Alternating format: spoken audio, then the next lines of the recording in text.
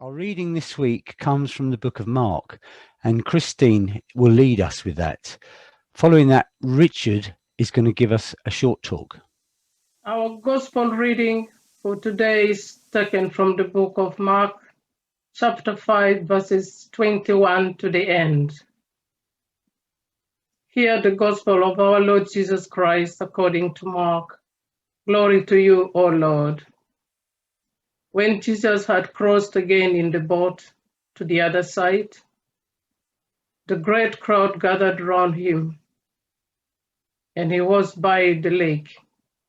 Then one of the leaders of the synagogue named Jairus came, and when he saw him, fell at his feet and begged him repeatedly, "My little daughter is at the point of death. Come and lay your hands on her, so that she may be made well and live." So he went with him.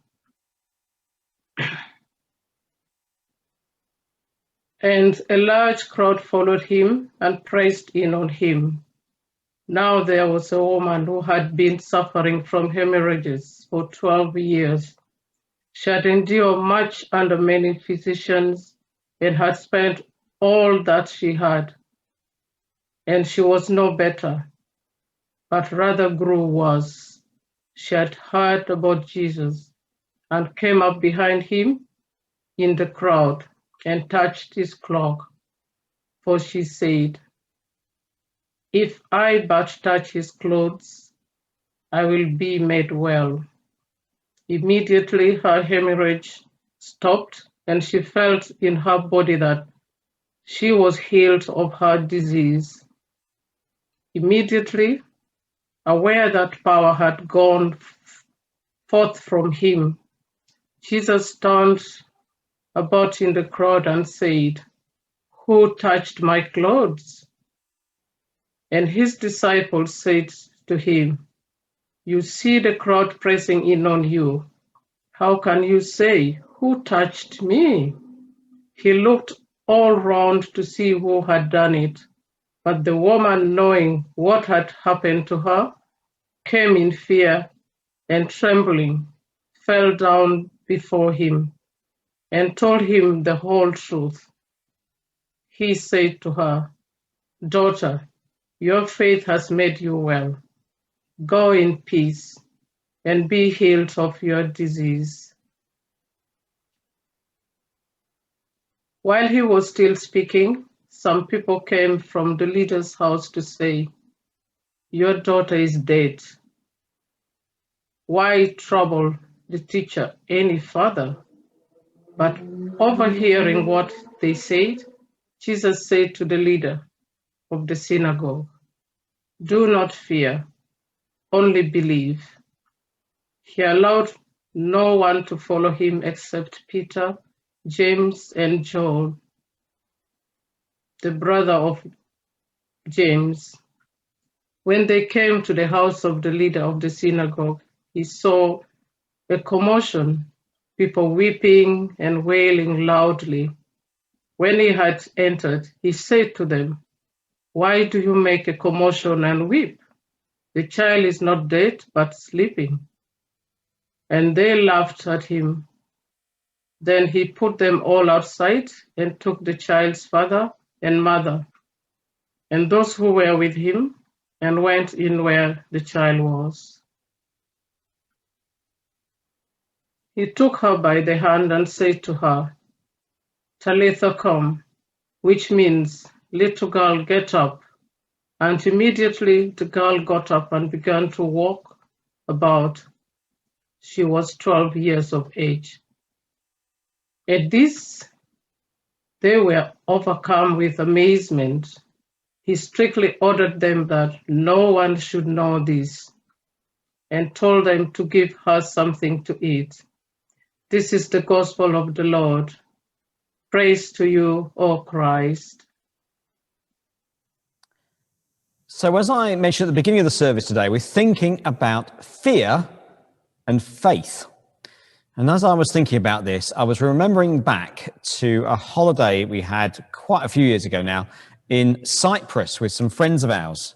Now, most of you know I am really quite scared of heights. And despite that, I was persuaded, for some reason I can't understand, to have a go at paragliding, which is where you are pulled along behind a boat, suspended several hundred feet up in the air underneath a parachute. Not a great idea when you are scared of heights. Anyway, I went with my friend out on the boat, ready to go and paraglide, and I was absolutely terrified. And it wasn't helped by, when it came to deciding who was going up in what order, my friend pushed me to the front. So I was the first person on the entire boat to go up onto the paraglider, up in the parachute. So there I went. In a few seconds, I was hundreds of feet up in the air, looking at this parachute above me with this very thin wire connecting me to the parachute. And then the only thing between me and the ocean, several hundred feet below me, was this very, very small harness that I was wearing that didn't feel as there was anything holding you at all.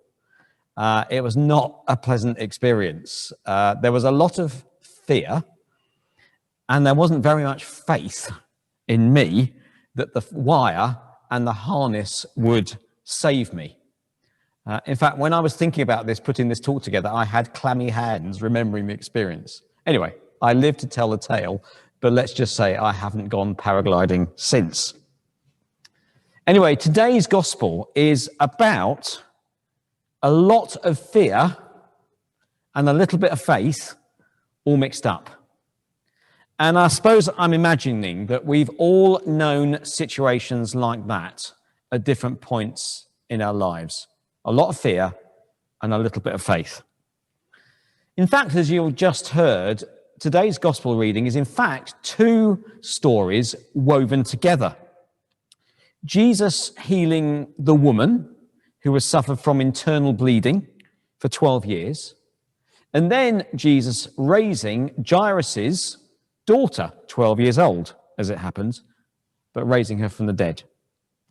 And I really love these two stories, and I love the fact they're put together, because we meet two people who couldn't be more different in terms of their social standing and in terms of their wealth.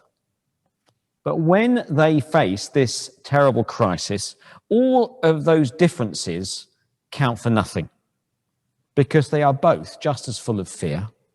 They're both just as desperate for Jesus to do something, and they both have a bit of faith that maybe he can. Another reason why I love these stories is that they show off Mark as an expert storyteller, someone who paints a really vivid picture of the scene he's describing with not very many, but some very well chosen words. So we're actually going to spend quite a lot of time just in this story today and see where it takes us. But as it begins, there's a huge crowd thronging around Jesus, desperate for whatever he is able to offer them, desperate for them to get his attention rather than someone else. And actually the picture that Mark paints is quite claustrophobic. In verse 24, he says, a large crowd followed Jesus and pressed in on him. And I was thinking that, perhaps now that, of course, we've all become very unused to big crowds and wary of being with big crowds, haven't we? It's perhaps easier for us as we read this passage to imagine the claustrophobia of this scene. But out of this chaotic crowd, these two figures emerge. And first, we meet Jairus. And as we heard, Jairus was one of the rulers of the synagogue. In other words, he was a relatively high-ranking Jewish official, probably someone who was influential and wealthy, probably someone who's contributed to the coffers of the synagogue, and probably someone looked up to as a community leader. An establishment figure, and of course, we're told his name is no doubt known in the community. But what does that matter now? Because his daughter is dying. And Mark gives us this really graphic account of the extent of this man's desperation, his terror, and his faith.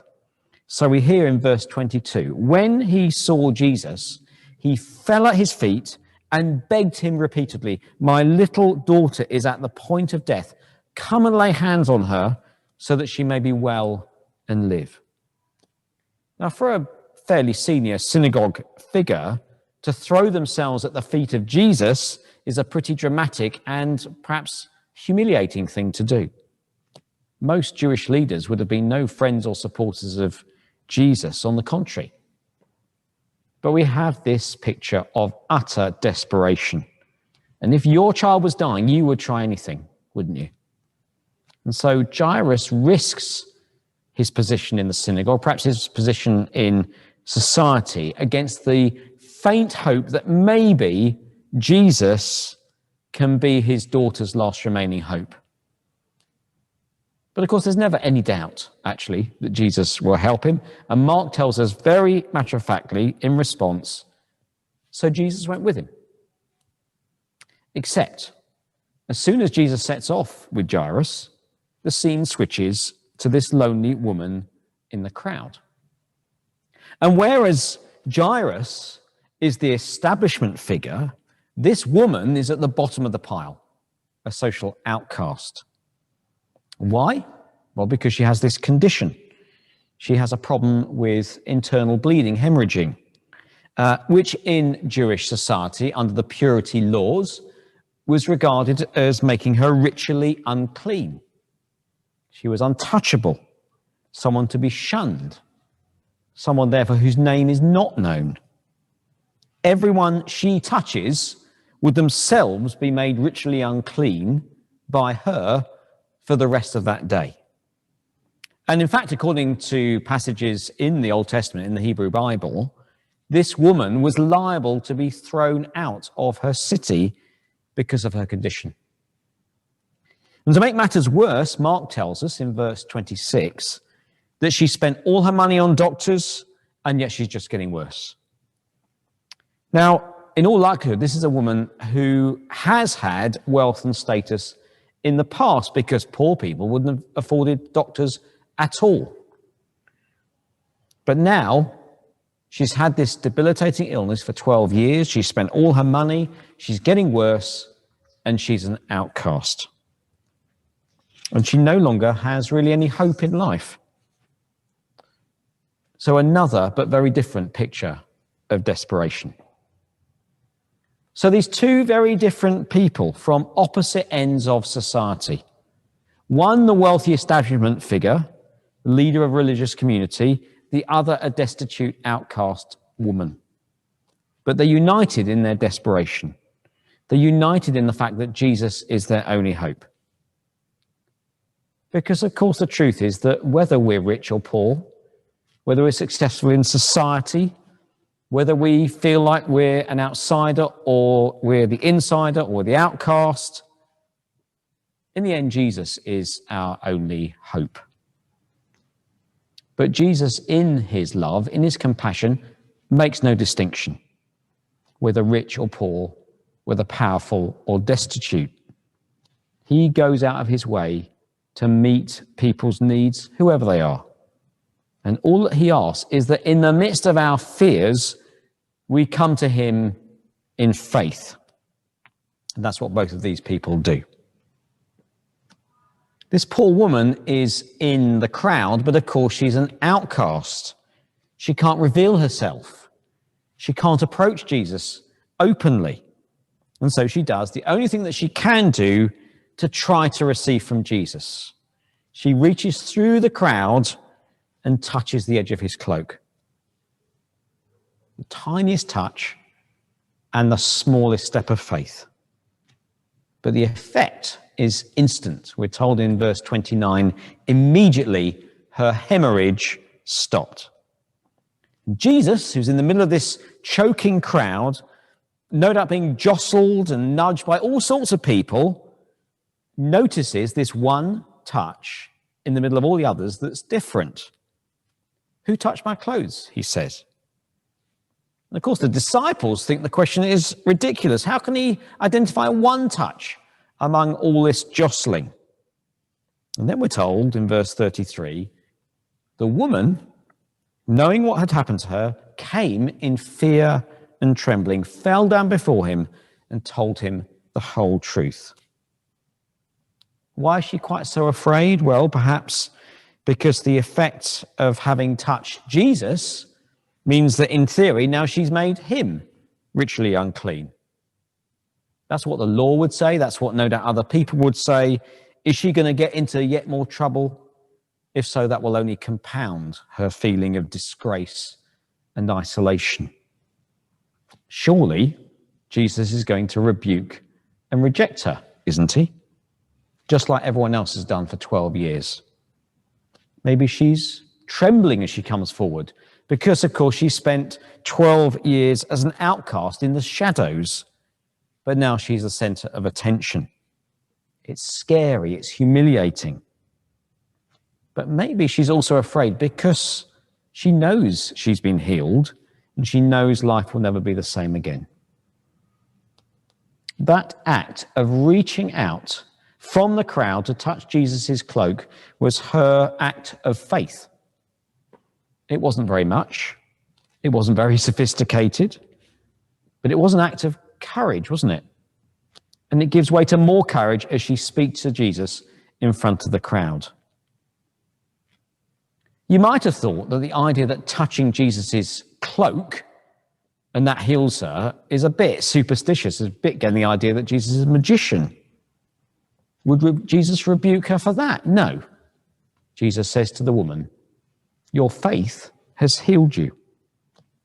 It might not be very much faith, but it's enough. And so often for us, we need to take that small, perhaps trembling step, maybe risking a bit of embarrassment, and do that as our act of faith, as our way of saying to God, Lord, I need you. I desperately need you. I can't do this on my own. I don't understand everything yet. I don't quite get all this faith stuff, but please come and change my life. And Jesus started to change that woman's life beginning that day. He didn't want her just to be an anonymous touch of his cloak. He wanted to meet her. He wanted to build a relationship with her. He wanted to help her faith to grow. And even if the bleeding has stopped, and she knows that, she won't be fully healed until her community know that too, and she's welcomed back. And so Jesus draws her out of the shadows into the open. He meets with her, he reassures her, and he integrates her back into that community that shunned her for 12 years.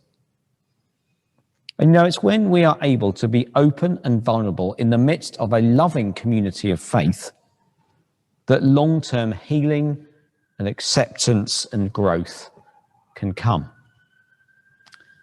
But of course, the story's still not over, because while Jesus has stopped to heal the woman, someone comes to tell Jairus that his daughter has died. So there's no point bothering Jesus anymore. Jesus reassures Jairus, don't fear, he says, believe. What empty words those must have seemed to Jairus. There's no doubt that this girl is dead. The mourning party are already there, wailing and mourning. And when Jesus says to them, she's not dead, but asleep, meaning that she's going to come back to life again, they just laugh at him. These people know a corpse when they see one. But Jesus goes straight into the house. What does he do? He takes the girl by the hand, the dead girl. Now again, that would have been shocking because touching a dead body ought to mean that Jesus has become ritually unclean for the second time. He couldn't stop the woman touching his cloak, but he is choosing to touch this dead body. He's choosing to, as it were, get his hands dirty in the interest of bringing life. And we're told, as he does so, immediately the girl gets up and begins to walk. But notice what Jesus does then. He attends to all her needs. She needs a meal. He says, go and get her something to eat.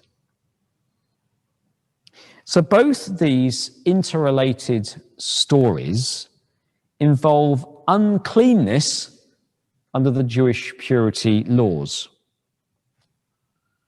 You have this woman who has a bleeding condition that makes her ritually unclean. You have the little girl. she's died, a dead body, was ritually unclean.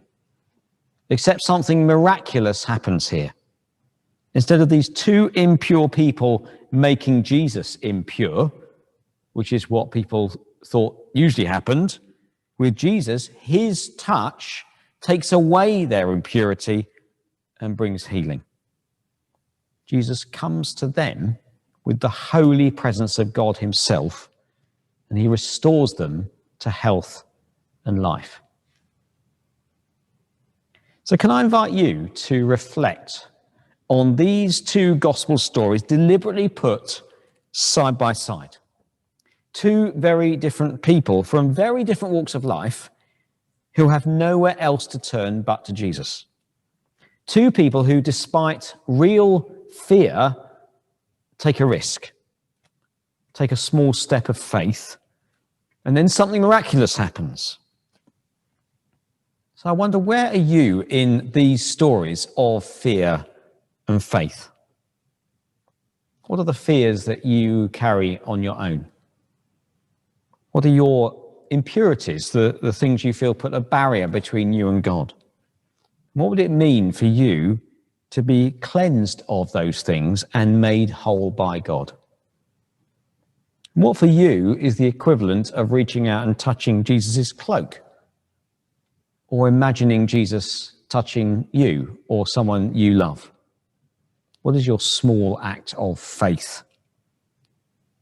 So can I invite you to come as that woman came and as Jairus came, to come with expectancy and faith, to come with your fears, and to ask Jesus to bring to you and to your loved ones healing and peace and life. Amen.